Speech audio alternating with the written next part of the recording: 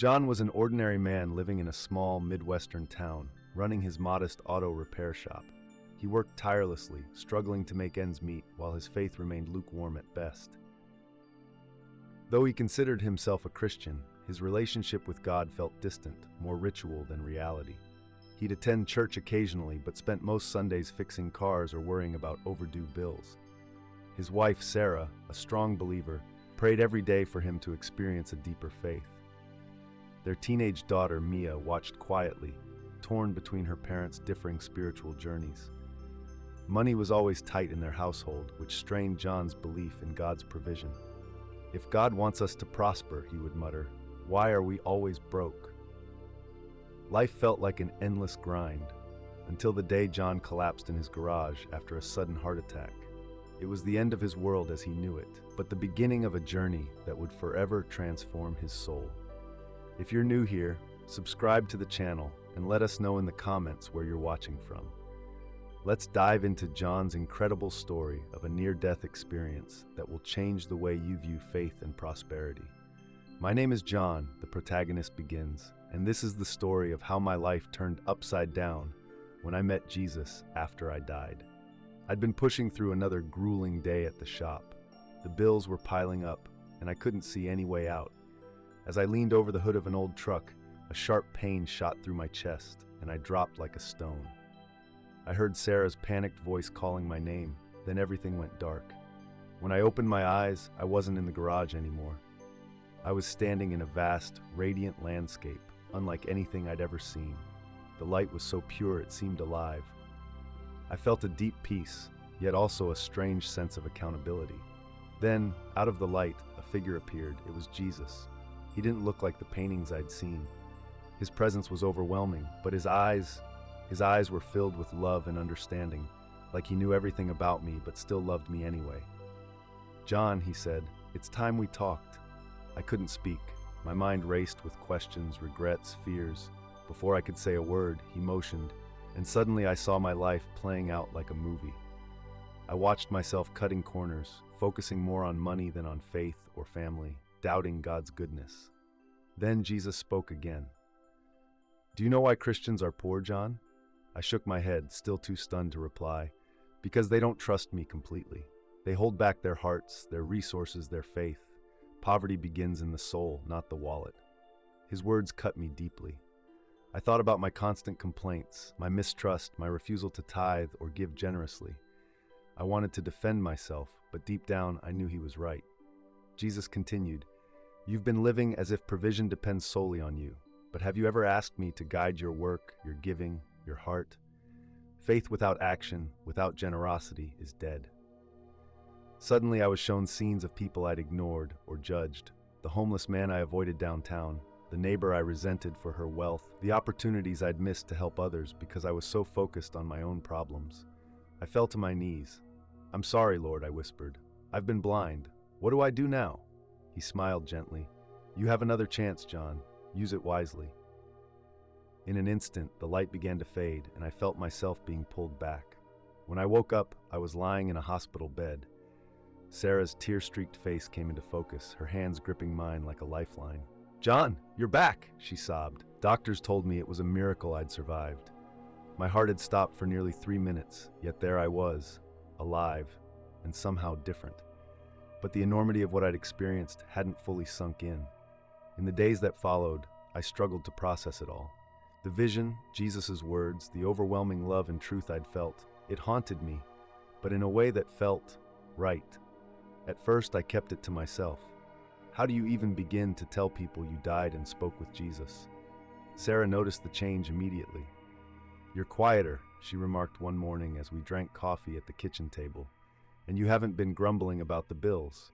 I looked at her, a lump forming in my throat. "Sarah, I have to tell you something," I said, my voice trembling. I recounted everything, the collapse, the vision, Jesus' message about faith and poverty.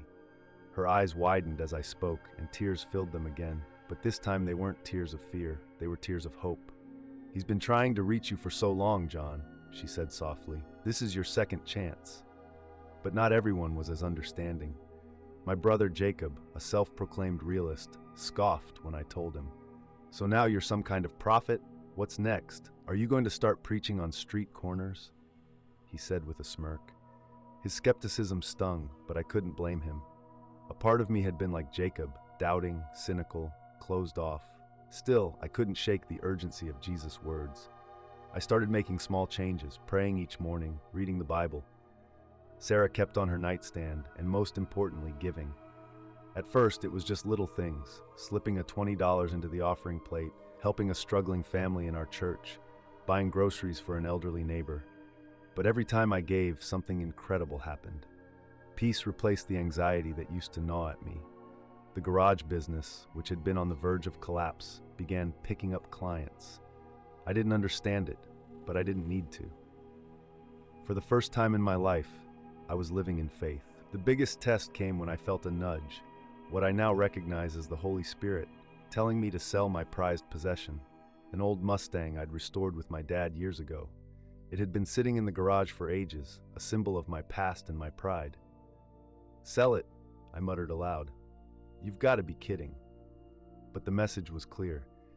I knew someone who desperately needed the money, a single mother in our congregation whose home had just been flooded.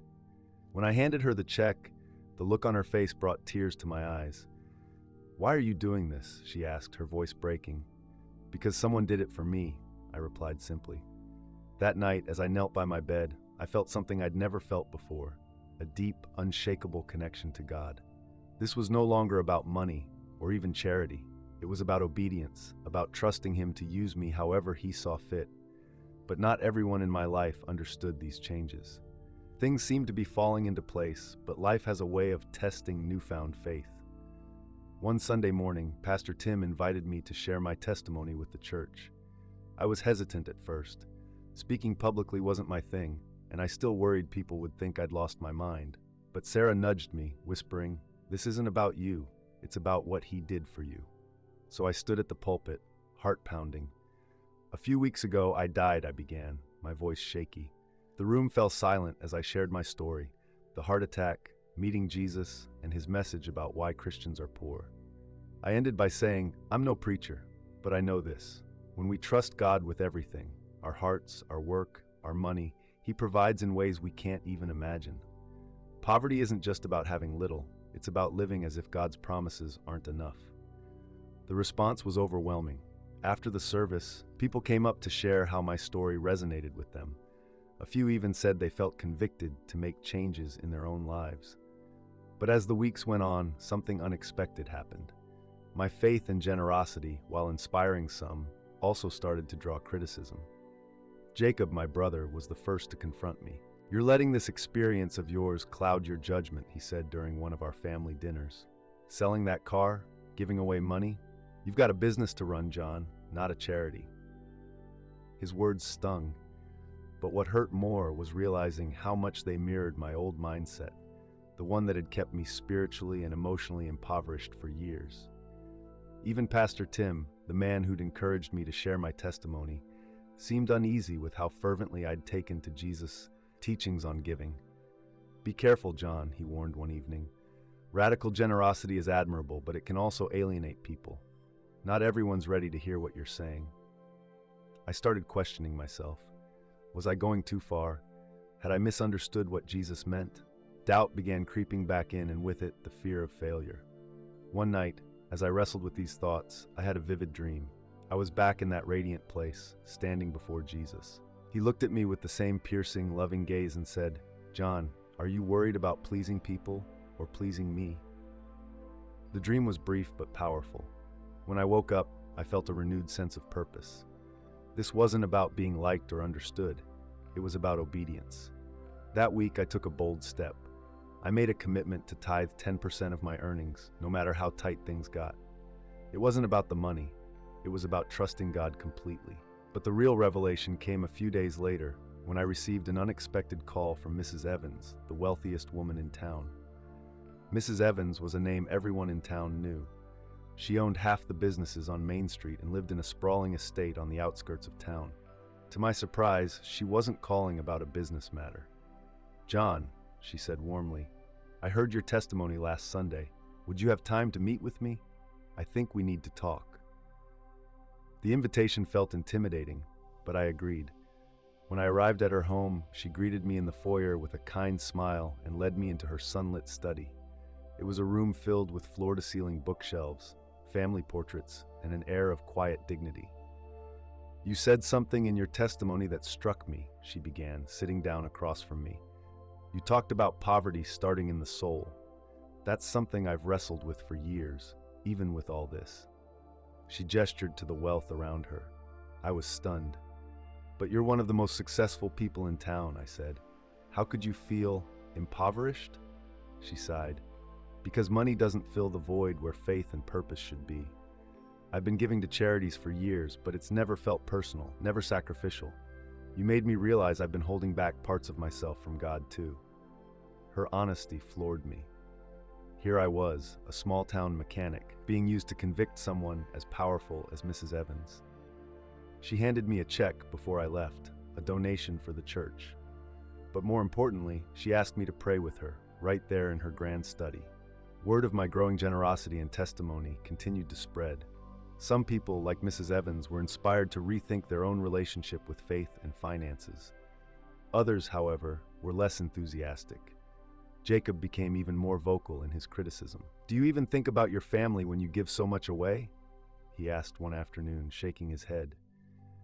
"What if Mia wants to go to college? What if something happens and you have nothing left?" His concerns weren't unfounded. I'd been giving more than just money. I was spending extra time helping people at church and in the community. I was starting to neglect the business, and Sarah quietly reminded me of that one evening. "You're doing good, John," she said gently, "but remember, your family needs you too." Her words hit me hard. I'd been so caught up in this new calling that I'd begun to lose balance. Meanwhile, Pastor Tim's unease grew. At a meeting one evening, he pulled me aside. "John, you're becoming a bit of a lightning rod," he said. "People are starting to talk about how extreme you've become." "Extreme," I repeated, frustrated. "Jesus didn't call us to half measures, Pastor." He didn't argue, but I could tell he was uncomfortable. I left the meeting wondering if I'd misstepped again, but deep down, I felt certain I was doing what Jesus had asked of me. The tension with people I cared about began to wear on me. Mia, my daughter, noticed the strain one night and asked, "Dad, are you okay?" I forced a smile. "Just figuring things out, kiddo." What I didn't tell her was that I was starting to feel alone. Despite Sarah's support and the occasional encouragement from people like Mrs. Evans, it seemed like my growing faith was isolating me from the world I once knew. But I kept pushing forward, holding on to the memory of Jesus' words, "Trust me completely." Little did I know, a storm was brewing that would force me to put that trust to the ultimate test. The first sign of trouble came when the garage faced an unexpected financial blow. A key supplier suddenly raised their prices, leaving me scrambling to fill orders and meet payroll. The business, which had been experiencing a revival, now seemed on shaky ground. "John, you've got to stop playing the hero," Jacob said after hearing the news. "This is exactly what I warned you about. If you hadn't been so busy giving away your profits, you'd have a safety net." It wasn't just Jacob piling on. At a church board meeting, someone mentioned anonymously that my overzealous generosity was a bad example for the congregation. They argued it encouraged reckless stewardship instead of responsible financial planning. That one stung. Here I was trying to follow Jesus' teachings, and yet even my spiritual community seemed unsure about the path I was on. At home, things were tense as well. Sarah, while still supportive, was growing anxious about our dwindling savings. "We've always trusted God to provide," she said one evening. "But John, we're also supposed to be wise stewards of what He's given us. Maybe it's time to slow down." I didn't want to admit it, but I was starting to feel overwhelmed. Had I misinterpreted Jesus' message? Was I being reckless? Around this time, a new character entered the picture. Dan, an old high school friend who had become a financial consultant. He'd heard about my testimony and reached out to reconnect. "John, I admire what you're doing," Dan said over coffee one morning. "But you need a strategy. Jesus taught about faith, but he also spoke about wisdom. Remember the parable of the talents? Faith and prudence go hand in hand." Dan's words made sense, but they also felt like a compromise. Jesus' message to me had been so clear: trust me completely. Could I truly trust him if I was still hedging my bets? As I wrestled with these questions, I faced another challenge, this one from the community. A local reporter caught wind of my story and published an article titled, "The Mechanic Who Gave It All Away." While it painted a positive picture of my journey, it also brought unwanted attention. People began showing up at the garage, not for repairs, but for handouts. Some were genuine in their need, but others seemed to be taking advantage. One man even accused me of being a fraud, claiming I was only giving to boost my business or gain publicity. The constant demands, criticism, and doubts were wearing me down. One night, after a particularly rough day, I found myself alone in the garage, staring at the empty bay where my Mustang used to sit. "God," I whispered, "I thought I was doing what you wanted. Why does it feel like everything's falling apart?" It was then that I remembered the dream I'd had, the one where Jesus asked me if I was trying to please people or him. The memory of his voice brought a measure of calm, but it didn't answer my question. How was I supposed to balance faith, wisdom, and the realities of life? As I stood there in the stillness, my phone buzzed. It was Mrs. Evans. "John, can you come by tomorrow? I have something important to discuss." Little did I know, her words would lead to a turning point that would reshape everything. The next morning, I drove to Mrs. Evans' estate, my mind heavy with doubts.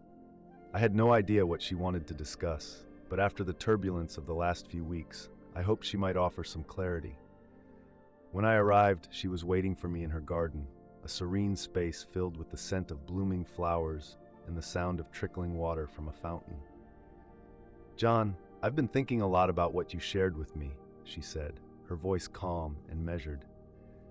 "You've taken a huge leap of faith, but I think there's more for you to learn." I sat down across from her, feeling an unspoken tension between us. The giving, the changes, it all seemed so right, yet I couldn't deny the growing unease. "I've been facing some challenges lately," I confessed. "My business is struggling. People are questioning my decisions, and I stopped myself, unsure how to put the rest of it into words. I don't know if I'm doing the right thing anymore." She studied me for a long moment before speaking. "John, you're not the first person to face this kind of test. When I first gave everything to God, I thought it was a sign of my devotion. But I soon realized that faith isn't just about giving everything you have, it's about giving everything to God, including your doubts and fears." Her words pierced through me. The truth of them stung because I knew she was right. I had been holding back my insecurities, my confusion. I'd been so focused on what I was giving away that I hadn't addressed the part of me that was still scared of losing it all. "You're trying to prove something, John," she continued softly. "You've given away your money, your time, and your car, but you haven't given your heart fully. You're still looking for external signs that you're doing the right thing. But what about the internal peace that comes from trusting God in every circumstance?" The words settled in my heart like a weight, but it felt like the truth I'd been missing. As much as I had tried to live out my faith through actions, I had neglected the peace that only surrender could bring. "I don't know if I can do that," I admitted. "Trusting God with everything is scary. What if I'm left with nothing?" She smiled softly, as if she understood the depth of my struggle.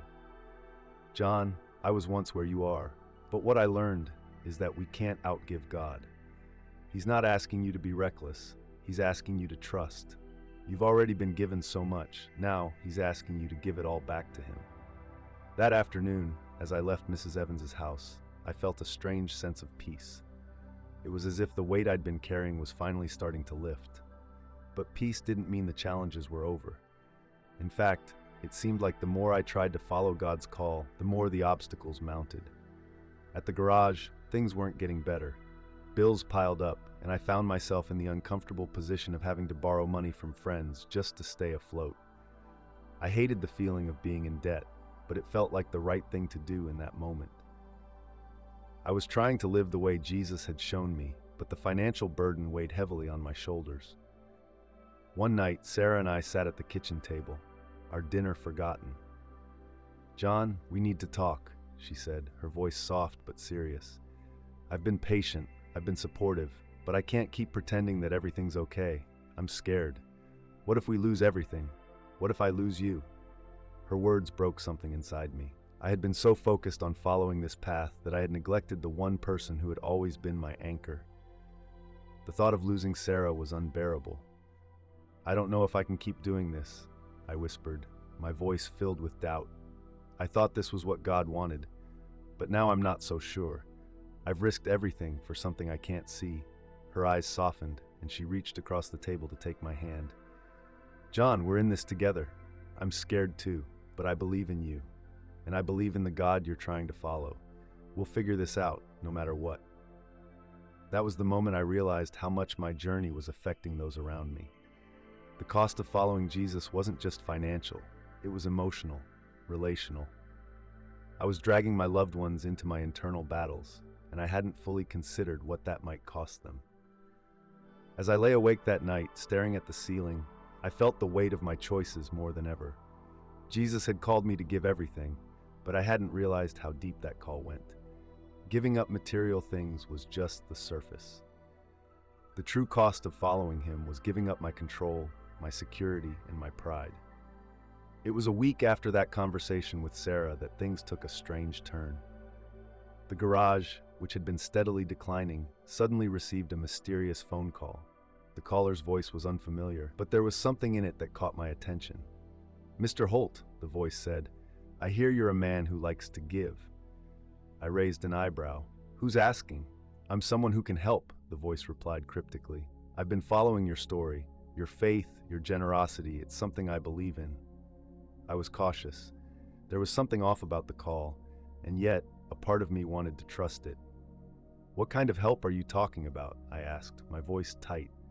"The kind of help that can change your life," the voice said, and then the line went dead. I sat there for a long time, staring at the phone in my hand. I felt an unsettling mixture of curiosity and dread. Who was this person? Why were they watching me? Over the next few days, the mystery deepened. The garage's financial struggles worsened, but then, out of nowhere, a series of unexpected checks arrived in the mail. Each check was large enough to cover the bills I had been struggling to pay. No return address, no name on the checks, just the money. At first, I thought it was some kind of mistake. Maybe some wealthy benefactor had been mistaken about where to send their funds. But the more I thought about it, the more I realized the checks seemed too intentional, too precise. I kept these occurrences to myself, not wanting to worry Sarah or anyone else. But I couldn't shake the feeling that I was being watched. Every time I stepped outside, I felt like someone was there, just beyond my line of sight, observing my every move. Then, on a particularly quiet afternoon, I received another call. This time, it was a different voice. It was a man, but his tone was filled with urgency. "John Holt, listen carefully. There are forces at work here that you don't understand. You're being guided, but you need to stay alert. You're walking a path that will either save you or destroy you. Don't let it slip away." Before I could respond, the call ended. My heart pounded in my chest. What was happening? Who were these people, and why were they contacting me? That night, as I sat in my living room, I felt the weight of everything I had been through so far. The doubts, the financial pressure, the constant tension between faith and reality. It felt as though I was standing at a crossroads, a moment in time where one choice could change everything. It was then that I felt the pull of something deeper, something spiritual. As I sat in the quiet darkness, I remembered a dream I had weeks ago, one that I hadn't thought much about at the time. In the dream, I stood at the edge of a vast ocean. Waves crashed around me, and there was a figure standing on the water, his face hidden in a blinding light. He called my name, but I couldn't move. The fear in me kept me frozen, unable to take the step forward. But now, in the midst of this strange new reality, I knew that dream had been a warning, a call, a challenge. Jesus had been asking me to step out, to walk on the water, even when everything inside me screamed to stay on solid ground. The next day, I went back to the church to pray. The storm of emotions had grown into a constant roar in my mind, and I needed answers. I sat at the altar, praying fervently, asking for clarity, but nothing came. There was silence. It was then that I noticed something odd. Across the aisle, a man I didn't recognize was kneeling, his head bowed. He didn't appear to be praying. His hands were gripping a small, weathered notebook, and his eyes, though closed, were filled with an intensity I had never seen before. Curiosity tugged at me, and I approached him slowly. As I did, the man opened his eyes, and for the briefest moment, our gazes locked. In that instant, I felt a deep connection, as though I was looking into the soul of someone who had experienced something beyond this world. "I know who you are," he said softly, almost too softly for me to hear. "And I know why you're here." I froze. "What do you mean? Who are you?" The man smiled faintly. "You've been given a choice, John. A choice that will define your path. Trust that you are not alone." Before I could respond, he stood up and walked out of the church. I stood there stunned, unsure of what had just happened. Was he an angel, a messenger, or just another part of this strange spiritual puzzle I was trying to piece together? As I left the church that day, the weight of the world seemed heavier than ever. But in my heart, I knew something was changing. I could feel it. Something was coming, something that would test my faith like never before.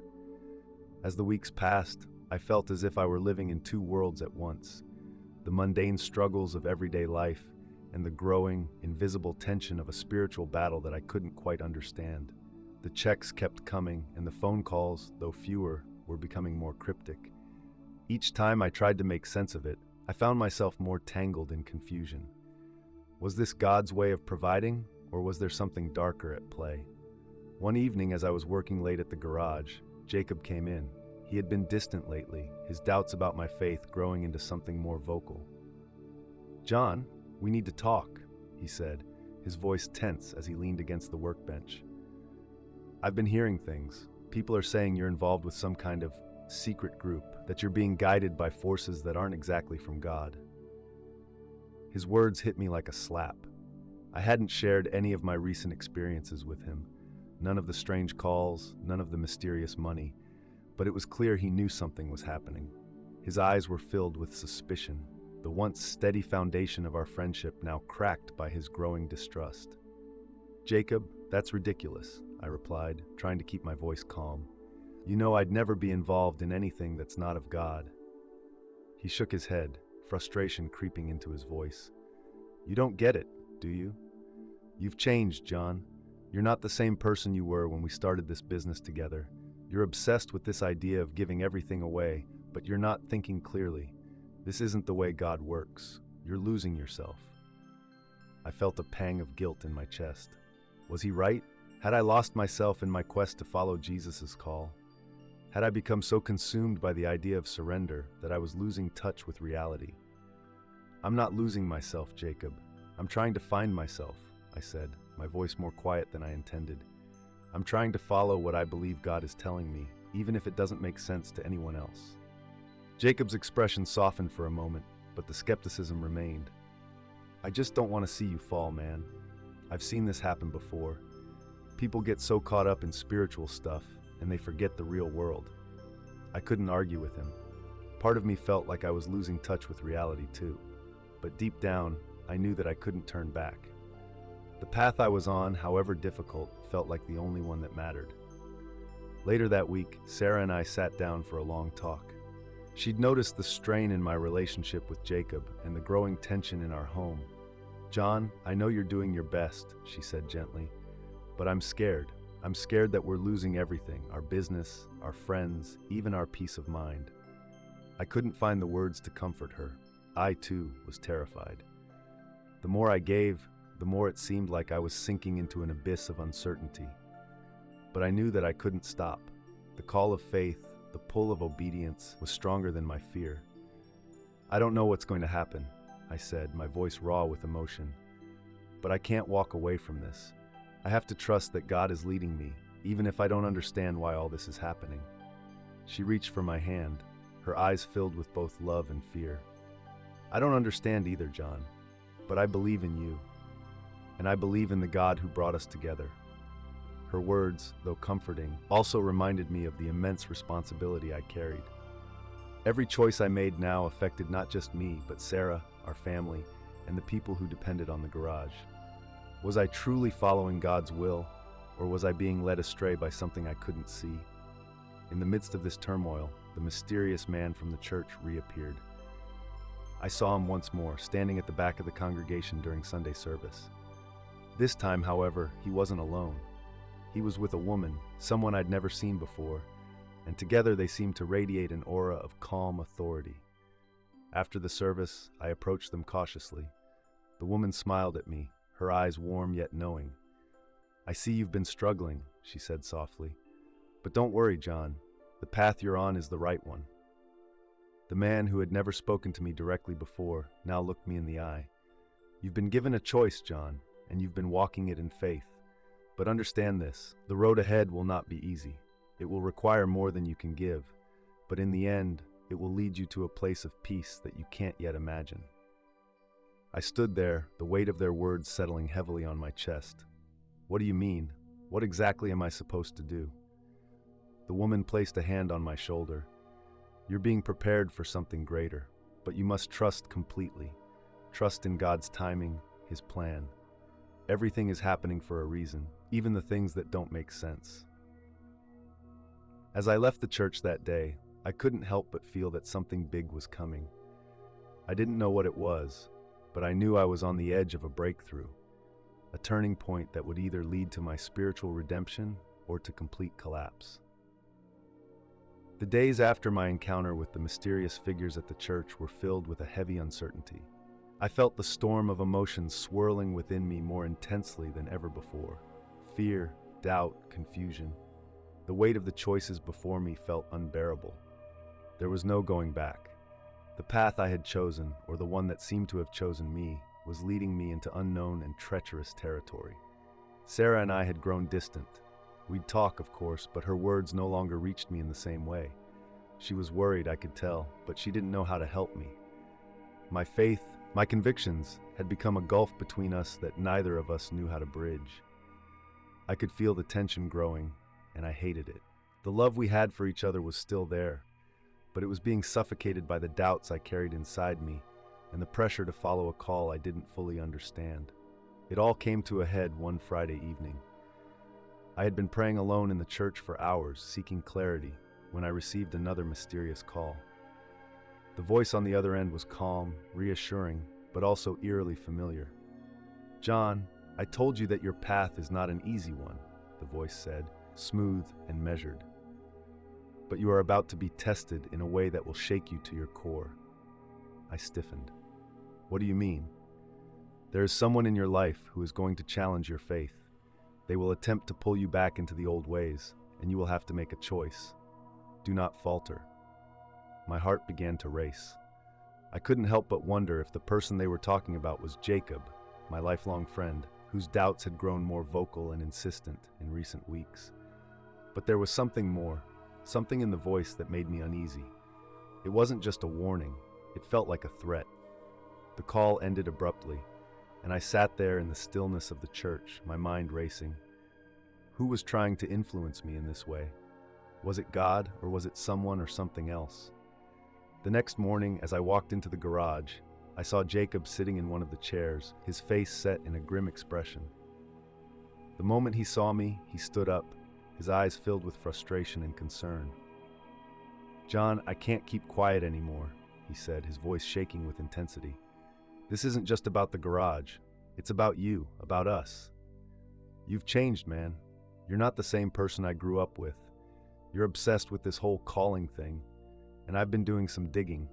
There's something off about all these mysterious checks you've been getting. You need to tell me what's really going on." I felt the heat rising in my chest. Anger, fear, and confusion collided inside me. "Jacob, I've been honest with you.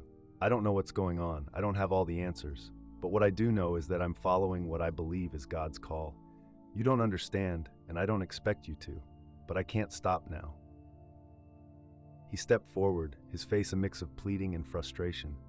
"You think this is God's call? All I see is a man losing his grip on reality, on everything we've worked for. You're throwing away everything for some vague promise of spiritual fulfillment, and I can't watch it anymore." I was about to respond when I heard a knock at the door.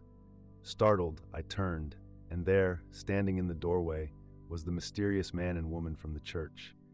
They stepped inside without waiting for permission, their presence almost commanding the room.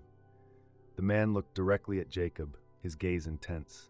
"John," the woman said softly, You must make a choice. Your faith will soon be tested, and those who oppose you will reveal themselves. But know this, the path you're on is the one you are meant to walk. Jacob's eyes darted between them and me. What is this? Who are you people? The man finally spoke. We are those who are sent to guide, to show the way, but only you, John, can choose whether or not to follow. Jacob's anger flared. This is insane. What do you want from us? You can't just barge in here, talking like that. This isn't the way things work. The woman stepped closer to Jacob, her eyes piercing. You have a choice too, Jacob, but you must understand. Sometimes the truth is harder to accept than we think. John has already made his choice. It was then that I realized what was happening. Jacob wasn't just questioning me. He was questioning everything I had come to believe. His words, his doubts, were the very thing I had been warned about. The test had come, just as the mysterious voice had said. I felt a chill run down my spine as I understood the depth of the moment. This wasn't just about me and my faith anymore. It was about everything I had built, everything I had believed in, and everything I was willing to lose. Jacob was my brother, and yet he was now standing on the opposite side of this great divide. The choice wasn't just mine, it was his too. We had both been called to choose, and our paths were about to diverge in ways I couldn't predict. Jacob, I said quietly, I love you, man, but I can't turn back now. I have to follow what I believe is God's will for me, even if you don't understand. For a long moment, Jacob didn't respond. His expression was one of deep pain, as though the words I had spoken had struck a wound he wasn't ready to confront. Finally, he turned away, heading for the door. I don't know what's happened to you, John, but I can't keep watching you destroy everything we built. I'm out. As the door slammed behind him, the silence that followed felt like the weight of the world pressing down on me. The test had come, and it had cost me my closest friend. The silence after Jacob left was suffocating. It felt like the world had shifted beneath me, and I was left standing in the rubble of everything I had once known. The man and woman from the church remained, their eyes never leaving me, but their presence no longer felt as comforting. It was as if they were waiting for something, waiting for me to make a decision. I stood there, my heart pounding in my chest, trying to process what had just happened. Jacob, the one person who had always been by my side, had walked away. I couldn't blame him. He saw me changing, becoming someone he didn't recognize, and it scared him. He didn't understand what I was doing, what I was experiencing, but I didn't understand it either.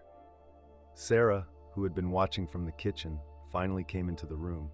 Her eyes were red from crying. John, what's going on? She asked, her voice trembling. What just happened, Jacob? He's gone. I know, I said quietly, my voice breaking. I had to make a choice. She stared at me, disbelief written all over her face.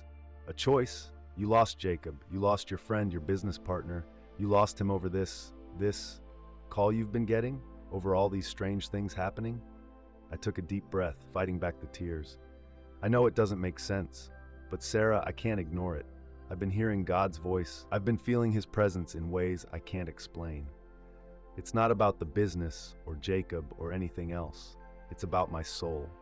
It's about what I'm being called to do. She stepped back, her arms crossing over her chest as she took in my words. I don't know if I can keep doing this, John. I don't know if I can keep going along with this transformation you're going through. You're not the man I married. Her words hit me harder than anything Jacob had said. I knew this would affect our marriage, but I hadn't anticipated the depth of Sarah's hurt. She was scared too, and I could see it in her eyes. I wanted to reach out to her, to tell her that I was still the same person, but I couldn't. Because deep down, I knew I wasn't the same. I'm sorry, I whispered, but I can't stop. I've seen things, Sarah. I've experienced things I can't unsee, and I can't go back to the person I was. I'm not asking you to understand. I'm just asking for you to trust me. She shook her head, her voice shaking. I can't just trust you, John. I've been standing by your side through everything, but this is too much. I don't know where you're going, but I can't follow you into this unknown. I can't. And just like that, I felt the walls closing in. I knew what I had to do, but I didn't know if I could do it alone. Sarah's words echoed in my mind, and I could feel the weight of the choice I had to make. I had already lost Jacob. Was I willing to lose Sarah too? Was I willing to sacrifice everything for this calling I wasn't even sure of? The man from the church, who had been silently watching the exchange, stepped forward. "This is your trial, John. You must decide. Do you continue in the path you believe God has set for you, even if it costs you everything? Or do you return to the life you once had?" I felt the enormity of the decision pressing on me. The voice of the mysterious man who had once been a stranger now felt strangely comforting. But at the same time, it was chilling. The decision wasn't just about faith anymore. It was about who I was willing to lose in order to follow God's will. I turned to Sarah, my heart breaking. "I love you, but I have to do this. I can't stop now. I'm sorry." Her eyes were filled with tears, but there was nothing she could say. I had made my choice.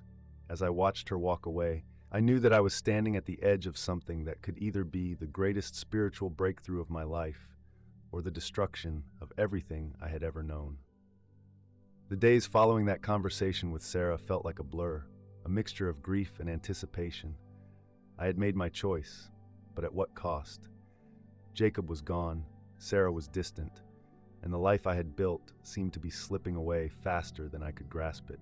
The weight of the decision I had made bore down on me constantly. Every step I took felt heavier, every breath more difficult. But I knew, deep in my heart, that I couldn't turn back. I spent countless hours praying, searching for answers in the quiet solitude of the church. My thoughts were a tangled mess. Doubt, fear, and guilt clawed at me from every direction. I had chosen this path, but now that it had cost me so much, I wondered if I had made the right choice. Was this truly God's will? Or was I simply lost in some delusion of grandeur, driven by my own need for meaning? One night, as I knelt in prayer, a feeling washed over me, one I had never experienced before. It wasn't the usual peace I had come to associate with God's presence. This was something deeper, something more profound. A voice echoed in my mind, not in words, but in the deepest part of my soul. It wasn't a comforting voice, but a commanding one. "John, do not doubt. You are not alone. The path is difficult, but it leads to truth. Follow it, and you will find what you seek." The words reverberated in my chest, filling every fiber of my being with a sense of purpose. It was like I had been waiting my whole life for this moment. The clarity I had been longing for arrived like a bolt of lightning, striking deep into the core of my spirit. I wasn't just on a journey for myself anymore. This was bigger than me. This was a calling to something greater than I could have ever imagined. But as the voice faded, another feeling crept in, a sense of urgency. Time was running out. There was something else I needed to do, something I had to face head-on before this journey could be completed. The next morning I received a call from Sarah. Her voice was shaky, and for a moment I thought I might hear the same pain and frustration I had felt in our last conversation. But instead, there was a sense of resolve in her voice that struck me with an overwhelming sense of dread. "John, I've been thinking," she said. "I don't know what's happening to you, but I can't just stand by and watch you lose everything. I don't know if I can follow you in this, but I can't let you go through this alone anymore. I've made my choice. I'm coming to the church."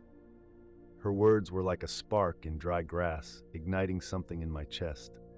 The battle within me intensified. I had just lost so much, but now Sarah was offering me a lifeline.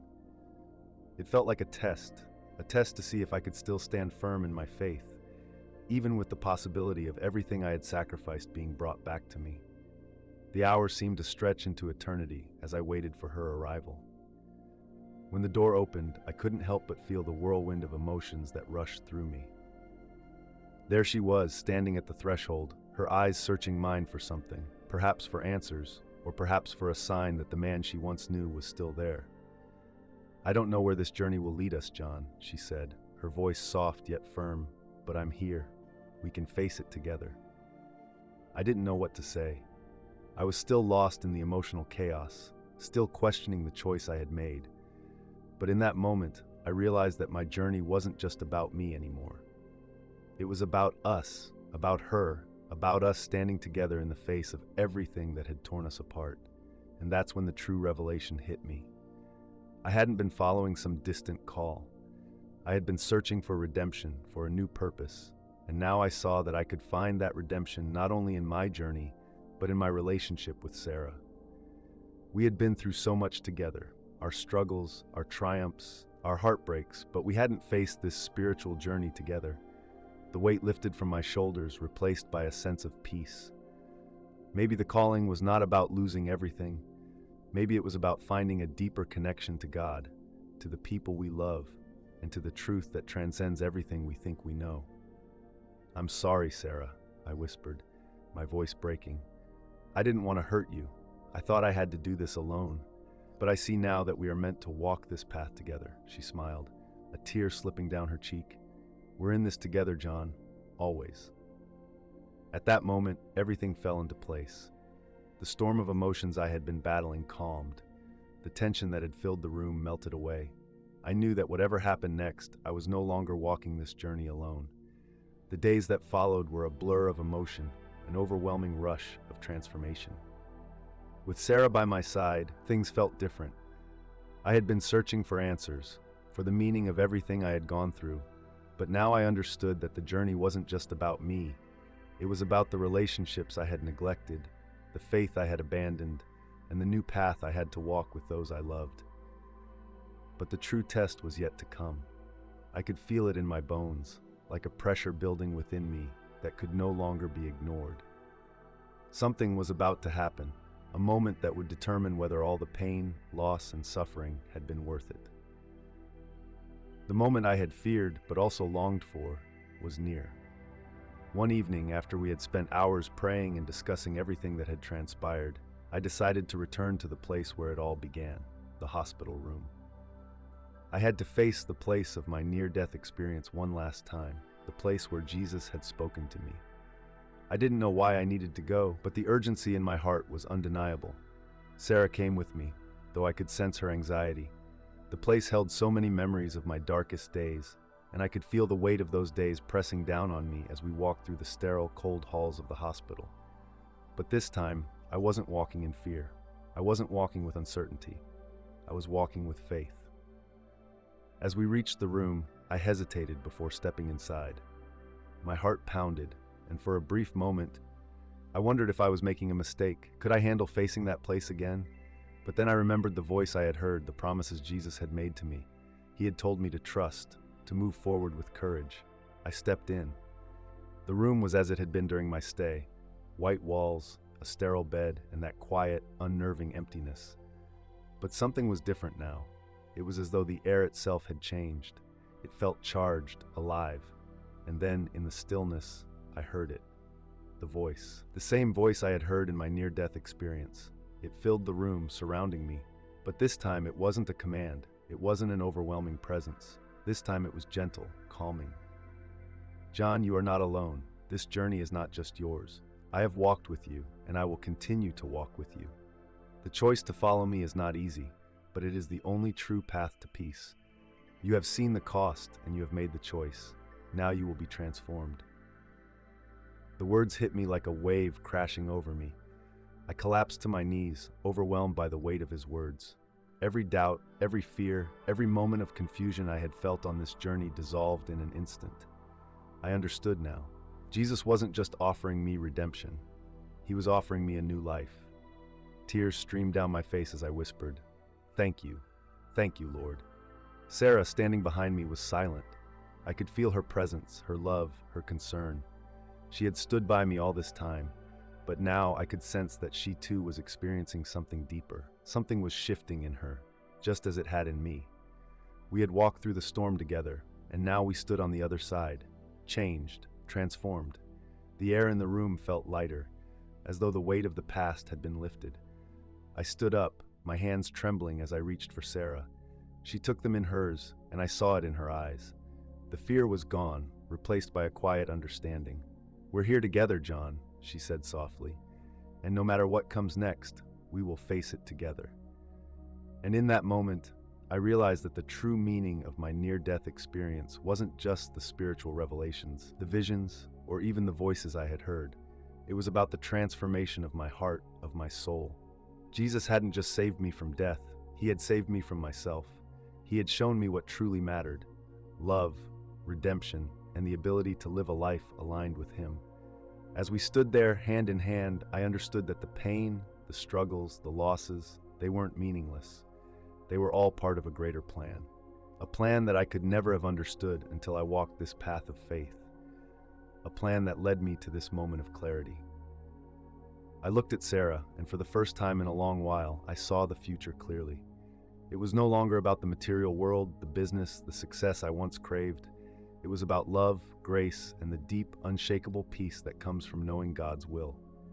And with that peace came a profound sense of purpose. I wasn't just surviving anymore. I was living for a higher calling, a calling to share what I had learned, to help others walk this path with me. The journey that began with doubt, fear, and confusion had transformed me. I had been through the fire, and now, standing on the other side, I was a new man. It wasn't an easy path, but it had led me to a place of deep spiritual peace and understanding. I had learned that true wealth isn't found in material success. It's found in the richness of our relationships, in the grace we extend to others, and in the love we receive from God. I had learned that faith, when truly embraced, could move mountains, and it had moved mine. Sarah and I walked away from that room with a sense of resolution, but also with a sense of hope. Our relationship was stronger, our faith deeper, and our purpose clearer than ever before. We knew the road ahead wouldn't be without challenges, but we also knew that we were no longer alone. We had each other, and we had God walking with us. As we left the hospital that day, I couldn't help but reflect on everything that had brought me here. The struggles, the pain, the losses, and the ultimate redemption that had come through my faith. I knew that this story was just the beginning, that there was much more to share, much more to discover. And so, I invite you to reflect on your own journey. Where are you on the path? Are you willing to face the hard truths, to embrace the transformation that comes with truly following God? If you're willing to trust, to let go of the past, and to move forward in faith, you will find peace. You will find purpose. Thank you for walking with me through this journey. I hope my story has inspired you, and I encourage you to subscribe, share, and reflect on your own path. Reflect on your beliefs, your struggles, and how your own journey aligns with the themes of redemption and transformation in this story. Feel free to share your thoughts in the comments, subscribe for more, and watch our next episode as we continue exploring these powerful spiritual journeys.